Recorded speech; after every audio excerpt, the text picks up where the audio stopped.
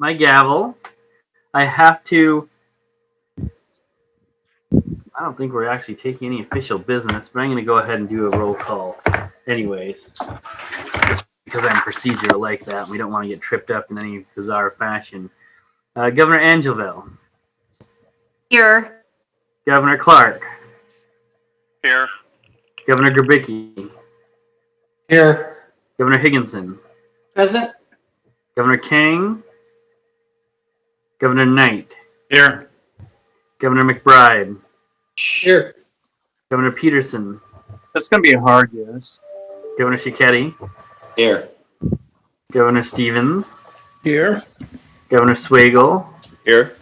Governor Tollefson. Here. Governor Williams-Ruth. Here. My very last roll call. Thank you. We have almost unanimous quorum. Welcome to the beginning of the end, or the end and the beginning of the next chapter. Usually we have a lot more pomp and a lot more circumstance and a lot more seeing each other in person and traditional ways of honoring each other in our service. But this is a different year, and so we'll have a different approach. We're transitioning now to a more ceremonial part of our meeting. We're all going to do our best to appropriately honor and thank each and every one of us, including those of us who are transitioning on and off the board and into officer positions and out of officer positions. But first, I have a special recognition to make. As has been a tradition for a while. And I just got some bad news by text about what is happening with this award. The president has been giving out a President's Award to thank someone who's been particularly supportive and inspirational during his or her term. And our honoree could not be with us today, despite all of my machinations and skills and traps laid and attempts to lure the individual to this meeting. This individual is not only a great human being, but they are a very humble human being. And I'm afraid the scent might have been waived, and they'll have to watch this on video. But this is important. This is an important award. I won't tell you who the individual is until the end of my speech, but I suspect many of you will know who it is by the end. I'm going to be joining the ranks of WSBA past presidents who can attest to the fact that we come in with wide-eyed nativity upon entering the office of the president. I thought I understood the scope of the commitment, but looking back, I was unprepared, maybe it's impossible to be prepared, for several things, including the time, mental and emotional energy, the administrative efforts, and the personal vulnerability involved, not to mention the unexpected global pandemic on my watch. I want to reiterate that my service has been extremely rewarding, and this has been an incredible opportunity. But it's only due to the vast amount of support, collegiality, and expertise from many people, including my fellow board members and the WSBA staff, that I made it through this year successfully. So I was completely humbled as I cataloged all of the tremendous people and deeds that helped me throughout my term. I would love to recognize each and every one of you individually, and being a verbose person, I probably could and go on and on. But in the end, the person I selected to receive the 2020 President's Award stood out as a pillar of how I want to lead my professional and personal life, as a model of selfless leadership, and ultimately as the person who made my term as president possible. This year's President Award winner is an all-star in his field, serving for more than 40 years as a corporate lawyer involved in global ethics and compliance, intellectual property, mergers and acquisitions. He has served in big firms and big businesses in the US and in the country of Japan. His educational pedigree is just as impressive, layering his University of Pennsylvania Law School degree on top of a Harvard degree in East Asian Studies and a Rockefeller Fund Fellowship for Japanese Language Study. As you can probably glean from those specialty fields, this year's President's Award recipient is passionate about diversity and inclusion, especially as it pertains to his Japanese roots, history, and community. His earliest recollections sketch back to the 1950s in Seattle's International District, where his mom raised 4 kids while working at Busch Garden in what was then known as Chinatown. To this day, our award recipient advocates for and supports that international district community. He regularly sponsors cultural events and scholarships there. This year, for example, he served as a judge for the mural contest to help the international district respond with art after buildings were vandalized in the midst of the protests. Quoting him, "I was happy to support the peaceful show of solidarity." Our award recipient was quoted as saying, "In a typical low-key fanfare that epitomizes the many, many wonderful organizations he and his wife regularly contribute to, including the Washington State Bar Foundation, East Side Legal Assistance Program, Northwest Immigrant Rights Project, the Legal Foundation of Washington, the King County Bar Foundation, the Legal Executives Diversity Summit, the Bellevue College Foundation, and Rainier Scholars." Our President's Award recipient also shows up.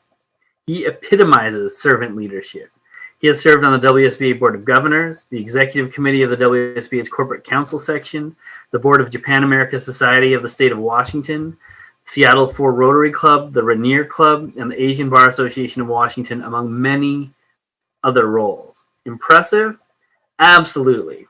But I want to tell you about how this person has personally inspired and helped me during my time at the WSBA. Bang. Right from the very beginning. Bang. I began to develop an affinity for him. Like me, he came from a multiracial background and didn't like being painted in boxes. And he was willing to voice his concerns about representation with vigor and courage in the face of consensus by people who identify with one race. So we had a very natural affinity from my very first day on the board. And while we were not always on the same page about the issues, he and I always got along, both of us adverse to unnecessary conflict, having similar intellectual curiosities and a sense of umbrage when it came to the processes that excluded us or were opaque to us. He spearheaded the bylaw change which unlocked the static fixed-year Eastern Washington presidency rotation, and in doing so, recused himself from running from the office. This was a selfless act because I am absolutely certain he would have been president this year had he not recused himself from candidacy. In time, we both came to know and trust that we needed to collaborate to change the WSBA, to make it more democratic, transparent, and capable of better providing services to its members to advance the cause of justice. And it was this man, along with another mixed-race governor, Dan Bridges, it was an interesting combination of racial diversity, and an esteemed current third-year governor, Paul Swagel, then a first-year governor, who sat down with me in person and sketched out what we thought better governance at the WSBA might look like over 3 years ago. Without an idea of where you want to go, you can't get there. All of those sketches became the majority of the bylaws this board passed over the course of this last year. And after he was off the board, he never let up on holding me accountable.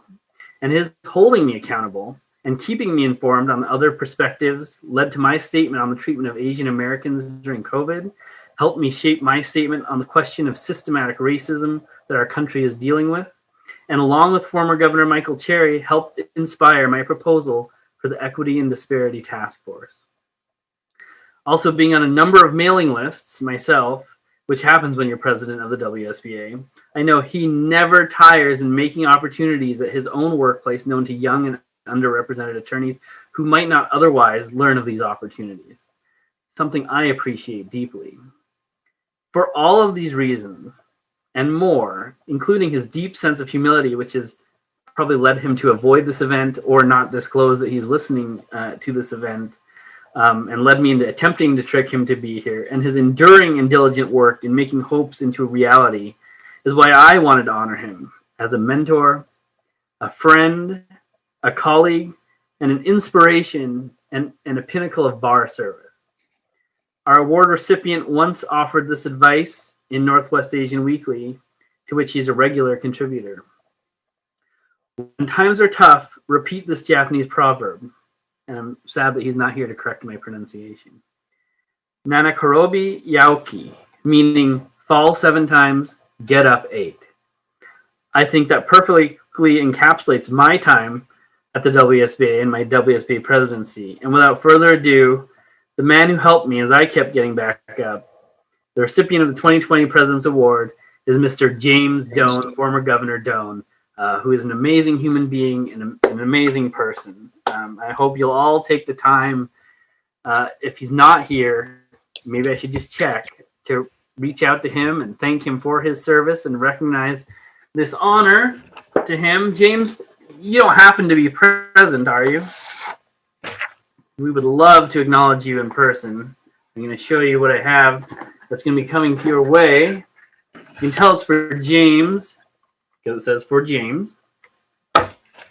This is the very impressive President's Award for James Doan. It's much larger than any of the crystals I've been awarded from the WSBA, but it is fantastic.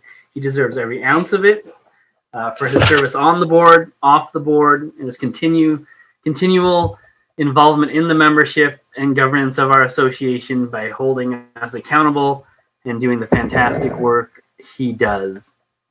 Thank you, James Doan.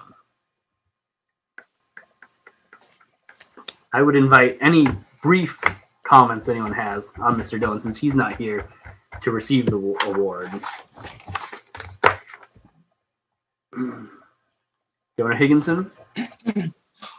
I had the pleasure of serving with James for a few months when my term started about 2.5 years ago and his was just ending.